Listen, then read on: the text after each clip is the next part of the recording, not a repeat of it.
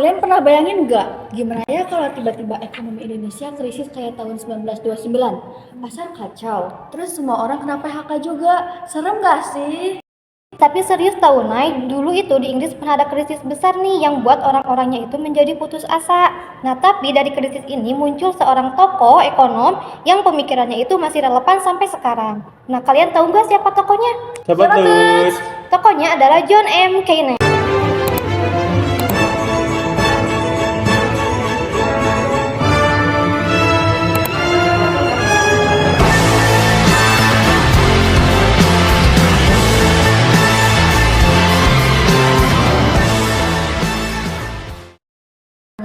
Kayaknya itu kan kalau di kampus itu ya, tipe mahasiswa yang suka ngebantah habis-habisan dosen gitu.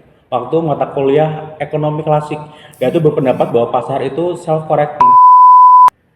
Nah itu dia, Keynes tuh kalau nggak salah dia lahir di Cambridge, Inggris ya. Dia tuh punya peran penting dan sangat krusial itu waktu saat dunia perlu solusi di saat krisis. Bukunya itu kalau saya yang berjudul The General Theory of Employment, Interest and Money itu jadi bahan bacaan wajib nggak sih kalau kita lagi belajar ekonomi? Tapara, apa sih yang ngebedain gitu si teori Keynes ini sama teori-teori ekonomi klasik yang lain yang kita pelajari? Karena Keynes itu berani bilang kalau misalkan pasar bebas itu nggak bisa menyelesaikan masalahnya sendirian.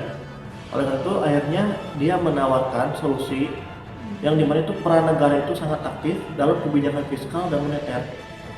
Kalau nggak salah Keynes juga pernah mengkritik teori ekonomi lain ya. Ada yang tahu nggak? Keynes itu mengkritik dari pemikiran ekonomi klasik nih, dimana kan kalian pernah dengar mungkin ya, pemikiran ekonomi klasik ini mengatakan kalau pasar itu mampu untuk mengontrol dirinya sendiri tanpa campur tangan pemerintah. Tapi menurut Keynes, ketika kondisi lesu atau misalnya depresi nih, pasar itu yang ada malah nggak bisa pulih dengan sendirinya, malah pengangguran itu semakin tinggi. Dan juga masyarakat pada saat depresi itu cenderung lebih banyak menabung daripada belanja dan juga investasi. Mungkin menabung kalau kondisinya normal kayak gini dianjurkan kan ya.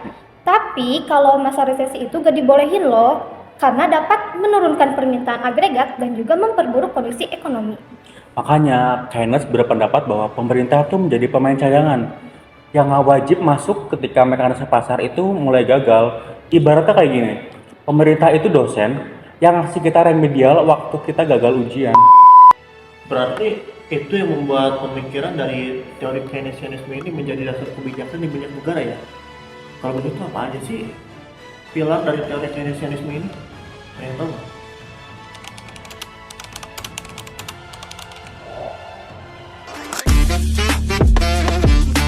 Nah, pilar dari teori ekonomi Keynes ada 3. Pertama, permintaan agregat.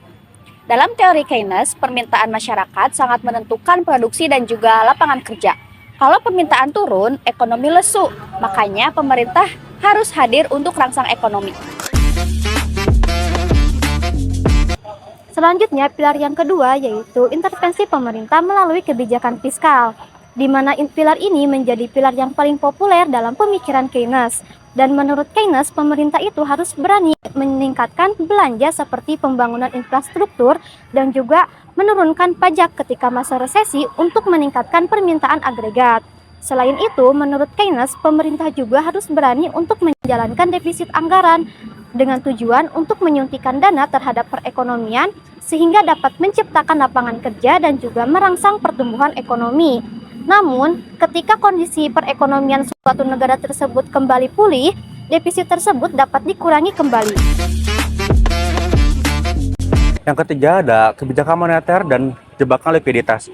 Keynes menyadari ada di mana masa bank sentral sudah menurunkan suku bunga serendah mungkin, tetapi masyarakat enggan berinvestasi atau meminjam. Disinilah efektivitas kebijakan moneter habis dan peningkatan kebijakan fiskal.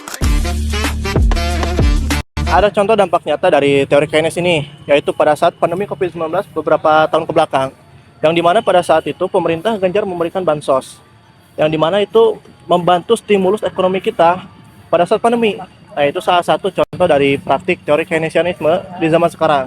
Tapi kita pernah berpikir nggak sih, apakah semua orang sepakat terhadap teori Keynes ini?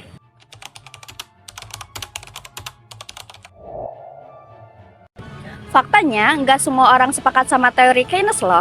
Di tahun 70-an muncul kritik karena teori ini dianggap terlalu bikin inflasi yang tinggi dan juga terlalu fokus pada jangka pendek tanpa mikirin utang negara. Bahkan, kritik juga datang loh dari aliran moneteris dan juga aliran pasar bebas. Nah, mereka itu memprotes kalau kebijakan dari Keynes ini terlalu banyak intervensi pemerintah yang justru dapat merusak efisiensi pasar. Tapi kenapa ya? Teori ekonomi itu terus berkembang, tetapi selalu ada yang mendebatnya. Terus berubah guys, nggak ada satupun teori ekonomi yang mutlak benar adanya. Keynes memang sempat tertidur, tapi dia bangkit kembali.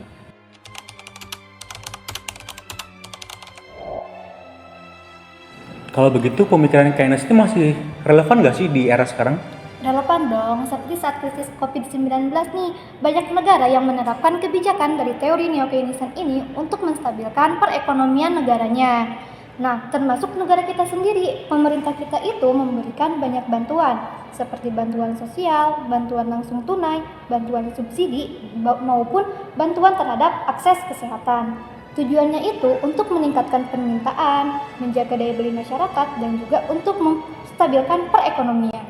Nah, bahkan alat-alat kebijakan makro modern yang kita pelajari itu lahirnya dari teori Keynes loh, yang mengakui ketidakseimbangan pasar dan juga pentingnya peran aktif negara. Oh, berarti dari kehidupan kampus sampai ke dunia nyata, Keynes ini menjadi inspirasi bagi para pemimpin ekonomi di seluruh dunia.